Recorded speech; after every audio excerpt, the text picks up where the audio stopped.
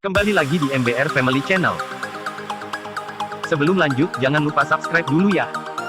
Tim bulu tangkis putra Indonesia berhasil menjuarai Piala Thomas 2020 setelah mengalahkan China di partai final. Pertandingan final Piala Thomas 2020 antara Indonesia dan China berlangsung di Ceres Arena, Aarhus, Denmark Minggu, tanggal 17 Oktober tahun 2021, malam WIB. Hasilnya, Indonesia menang langsung 3-0 atas China. Tunggal putra Anthony Sinisuka Ginting membuka keunggulan Indonesia usai menang atas Lu Guangzhou. Pebulu tangkis yang akrab disapa Ginting itu meraih kemenangan 3 game dengan skor 18-21, 21-14, dan 21-16. Keberhasilan Ginting dilanjutkan oleh Fajar Alfian, Muhammad Rian Ardianto yang turun sebagai ganda putra pertama pada final tadi malam.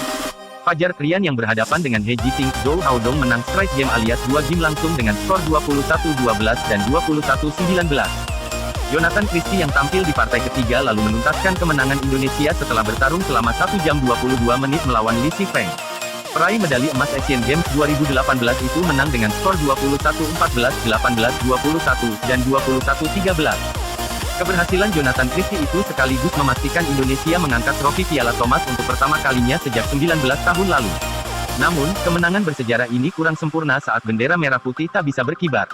Saat Indonesia naik podium, bendera merah putih digantikan dengan logo Persatuan Bulu Tangkis Seluruh Indonesia (PBSI). Hal itu terjadi menyusul sanksi yang dijatuhkan WADA atau Badan Anti-Doping Dunia kepada Indonesia. WADA menilai Indonesia tidak mematuhi prosedur anti-doping dalam hal ini adalah program tes doping plan (TDP). Dampak dari sanksi tersebut adalah dilarangnya bendera merah putih berkibar di ajang internasional. Selain itu, hukuman WADA juga membuat Indonesia tak bisa menjadi tuan rumah event olahraga. Adapun Ketua Bidang Luar Negeri PBSI, Bambang Rudianto, mengatakan bahwa bendera dengan logo PBSI hanya dipakai pada single event. Apabila pebulu tangkis Indonesia menjadi juara di ajang multi-event seperti SEA Games dan Asian Games, bendera Komite Olimpiade Indonesia yang akan menemani para atlet di podium. Bendera NOC, National Olympic Committee, dipakai saat SEA Games, Asian Games. Selain kejuaraan itu, pakai bendera asosiasi, tutur Bambang Rudianto, Minggu, tanggal 17 Oktober tahun 2021. Bambang Rudianto juga menjelaskan perihal sanksi yang tak mengizinkan Indonesia menjadi tuan rumah event olahraga. Kita tidak bisa bidding tuan rumah kejuaraan dunia, Asian Games, SEA Games, kejuaraan dunia junior, Piala Thomas dan Uber, dan Piala Sudirman, kata Bambang Rudianto. Sanksi WADA ini juga sudah diketahui oleh Menteri Pemuda dan Olahraga Republik Indonesia, Menpora RI, Zainuddin Amali. Menpora Zainuddin Amali mengungkapkan hukuman WADA tersebut muncul sebab Indonesia tidak bisa memenuhi sampel uji doping 2020 dan 2021. Hal itu disebabkan terhentinya kegiatan olahraga di Indonesia karena pandemi virus corona. Benar bahwa kami mendapat surat dari WADA pada bulan September dan dianggap tidak patut. Namun, sesuai apa yang sudah disampaikan WADA dalam suratnya, kami punya waktu untuk mengklarifikasi.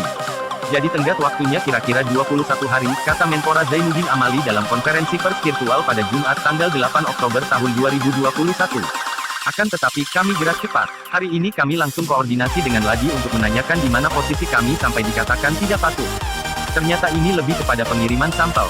Jadi non-komplit tidak patuh, karena pengiriman sampel kami. Pada 2020 kami merencanakan akan memberikan sampel. Namun, tidak menyangka pada bulan Maret tahun 2020 ada pandemi dan itu sampai sekarang sehingga tidak ada kegiatan olahraga yang bisa kita jadikan sampel untuk anti-doping. Ini yang menyebabkan tidak terpenuhi sampel tersebut, ucap Menpora. Zainuddin Amali sudah mengirimkan surat klarifikasi terkait sanksi tersebut dan telah mendapatkan respons dari WADA. Zainuddin mengatakan bahwa WADA memahami kondisi olahraga di tanah air yang sempat terhenti karena pandemi virus corona. Selain itu, Zainuddin juga mengungkapkan bahwa WADA bersedia menunggu sampel uji doping di PON Papua sehingga batas minimal tes doping plan (TDP) Indonesia dapat terpenuhi. Sampel tersebut nantinya akan diawasi melalui agensi anti-doping Jepang yang sudah terakreditasi. Demikian informasi dari dunia olahraga kali ini. Sampai jumpa di video-video berikutnya, salam olahraga.